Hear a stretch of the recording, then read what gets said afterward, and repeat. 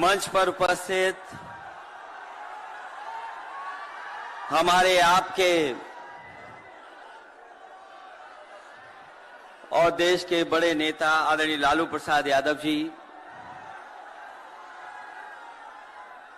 जिन पर हमें और आपको विश्वास है, वो लगातार जन विश्वास यात्रा के माध्यम से आज ऐतिहासिक गांधी मैदान में ऐतिहासिक जन विश्वास महारैली के नायक नेता प्रतिपक्ष बिहार तेजस्वी प्रसाद यादव जी, कांग्रेस पार्टी के राष्ट्रीय अध्यक्ष आदरणीय मल्लिकार्जुन खड़गे जी, राहुल गांधी जी, आदरणीय राबड़ी देवी जी, महासचिव सीपीएम सीताराम येचुरी जी, डी राजा साहब, सीपीआई एमएल दीपांकर भट्टाचार्य जी, केसी वेणुगोपाल जी, जनाब अब्दुल बरी सिद्दीकी साहब, तेज प्रताप यादव जी और मंच पर उपस्थित बड़ी संख्या में इंडिया गठबंधन के सभी हमारे नेता और इस ऐतिहासिक मैदान में उपस्थित बिहार की महान जनता, पत्रकार साथियों, मैं सबसे पहले तेजस्वी जी को और उनके दल को बहुत बहुत बधाई देना चाहता हूं। साथ ही साथ इस इंडिया गठबंधन और महागठबंधन के जितने भी दल हैं, जिनके कार्यकर्ता मैं देख रहा हूं मैदान में तो है ही, पटना के चारों तरफ और पटना की सड़कों पर मुझे दिखाई दिए हैं, जिन्होंने चुनाव शुरू होते ही ऐलान कर दिया है कि अगर उत्तर प्रदेश 80 हराओ का नारा दे रहा है, अगर उत्तर प्रदेश 80 हराओ का नारा दे रहा है, तो बिहार भी पीछे नहीं है। 40 हराओ का नारा यहां से भी निकल करके जा रहा है। और अगर यूपी और बिहार मिलकर के 120 सीट हरा देंगे तो भारतीय जनता पार्टी का क्या होगा। मैं अभी सुन रहा था, हमारे कम्युनिस्ट पार्टी के नेता ये कह रहे थे कि समुद्र मंथन हुआ था कभी। समुद्र मंथन हमारे सभी लोगों को पता है, समुद्र मंथन के दौरान क्या हुआ है। लेकिन इस ऐतिहासिक मैदान में मैं कहना चाहता हूं कि 2024 में संविधान मंथन होने जा रहा है। एक तरफ वो लोग हैं जो संविधान बचाना चाहते हैं, संविधान के रक्षक हैं, और दूसरी तरफ वो लोग हैं जो संविधान के भक्षक हैं, संविधान को खत्म करना चाहते हैं। मैं जब बिहार आया हूं आपके बीच में, जब मैंने अखबार उठा करके देखा तो एक युवती ने जान दे दी। एक बेटी जो परीक्षा में दे करके आई थी, क्योंकि परीक्षा को रद्द कर दिया गया, पेपर लीक हो गया, जिसके कारण उसने आत्महत्या कर ली और कहा कि मां बाप से मैं माफी मांगती हूं। यह उत्तर प्रदेश में एक घटना नहीं हुई है। उससे पहले भी कई नौजवानों ने, जिनको नौकरी नहीं मिली, उन्होंने अपनी जान दे दी। जिस से मैं चुन करके आता था, वहां भी एक ब्रजेश पाल बेटे ने, हमारी आपकी उम्र से कम उम्र, उस नौजवान ने पढ़ी लिखी डिग्री जो थी, उन डिग्रियों को जला करके और आत्महत्या कर ली।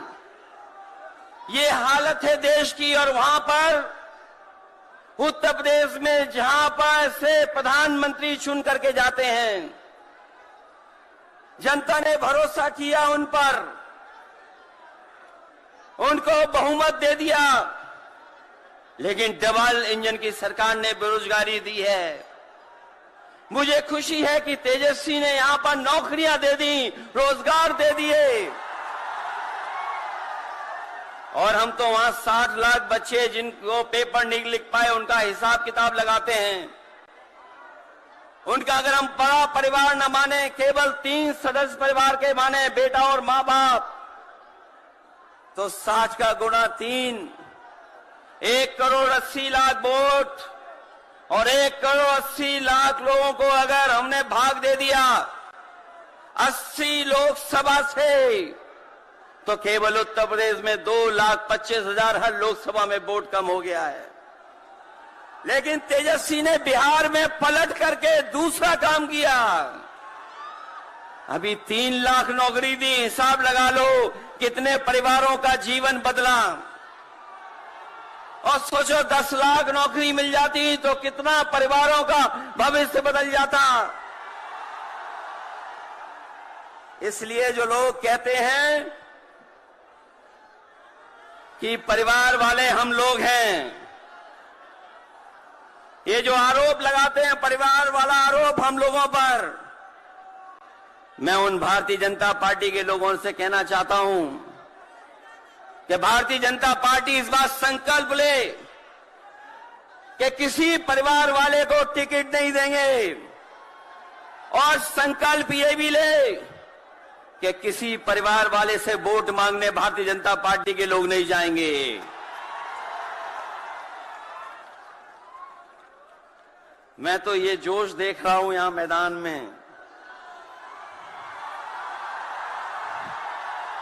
ये जो जोश दिखाई दे रहा है यही बदलाव लाएगा, यही भाजपा को हटाएगा। जब जोशीले नौजवान मिल जाते हैं तो बड़े बड़े लोगों का तख्त हिल जाता है। तो इस बार उन्हें आप बाहर करोगे कि नहीं करोगे? पहली सूची बीजेपी की आ गई, उस सूची में बिहार बाहर है, बिहार नहीं है उसमें। इसलिए बिहार से वो बाहर जाने वाले हैं, यूपी वाले भी बाहर कर रहे हैं उन्हें। इसलिए मैं आप सबका धन्यवाद देता हुआ और आदरणीय लालू प्रसाद यादव जी का मैं विशेष धन्यवाद दूंगा कि जो इस रैली में पधार करके न जाने कितने लोगों का मनोबल बढ़ाने का काम कर रहे हैं। न केवल यूपी के लोगों का, बिहार और देश के लोगों का मनोबल बढ़ा रहे हैं। और जो तकलीफ और परेशानी उन्होंने जीवन में देखी है वो राजनीतिक देखी है। ये राजनीति की वजह से तकलीफ और परेशानी है। मैं अभी तेजस्वी जी को सुन रहा था, उन्होंने कहा कि एक एजेंसी आ गई। ये एजेंसी इसलिए आई है कि राजनीति में हम लोग हैं, और हम लोग अगर इनका मुकाबला न कर रहे होते तो कोई एजेंसी नहीं आती। उन्हें डर है कि ये ताकत मिलकर के, ये गठबंधन बन करके उनको हटाने का काम करेगा। इसलिए मैं आपसे कहना चाहता हूं, 120 हटाओ, देश बचाओ। भाजपा हटाओ, संविधान बचाओ। भाजपा हटाओ, देश बचाओ। भाजपा हटाओ, आरक्षण बचाओ। भाजपा हटाओ, नौकरी पाओ। भाजपा हटाओ, संकट मिटाओ। मैं इन्हीं शब्दों के साथ मैं सभी लोगों का बहुत बहुत धन्यवाद और आभार प्रकट करना चाहता हूं, इस उम्मीद और इस भरोसे के साथ कि जब कभी हम लोग अगली बार मिलेंगे तो ये डबल इंजन की सरकार बाहर होगी, यूपी से लेकर के बिहार तक भारतीय जनता पार्टी बाहर होगी। बहुत बहुत धन्यवाद।